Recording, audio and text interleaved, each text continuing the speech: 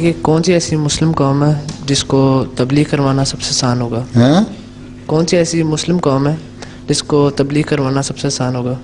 مسلم قوم جی، جیسے اب سنی ہو گئے، شیعہ ہو گئے، تو ان میں سے ساری ایک جیسے ہیں. آپ کی جو سختی میں اللہ میاں نے، اللہ تعالیٰ کہتا ہے کہ ہدایت دینا میرا کام ہے.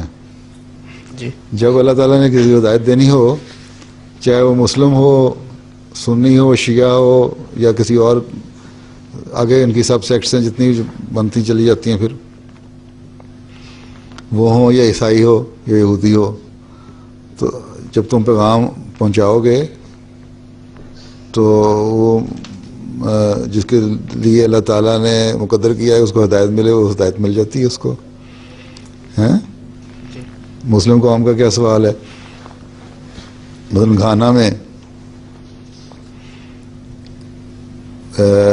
جو شروع میں احمدیت پھیلی ہے، اس وقت ساری وہ عیسائیوں میں پھیلی ہے، اور جتنے مسلمان تھے، مالکی زیادہ ہیں وہاں لوگ، اور وہابی بھی ہیں، انہوں نے نہیں قبول کیا.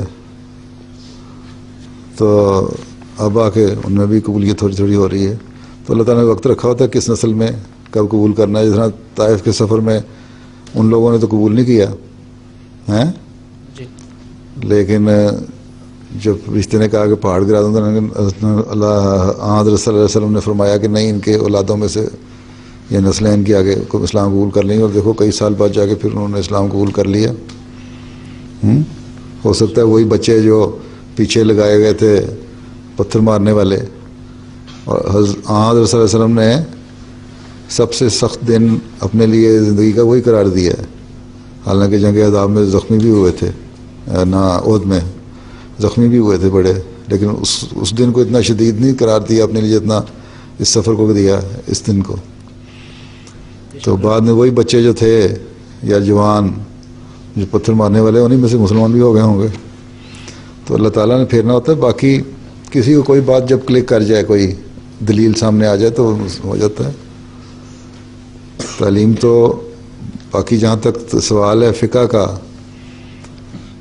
جو ایک مختلف قسم کے اسکول آف تھاٹ ہے نا اسلام کے، جس کی وجہ سے سیکٹس بن گئی ہیں، تو اس میں جو احمدی ہیں، حضرت کا جو فقہ ہے وہ زیادہ تر حنفیہ ہے، سنیوں کے قریب ہے.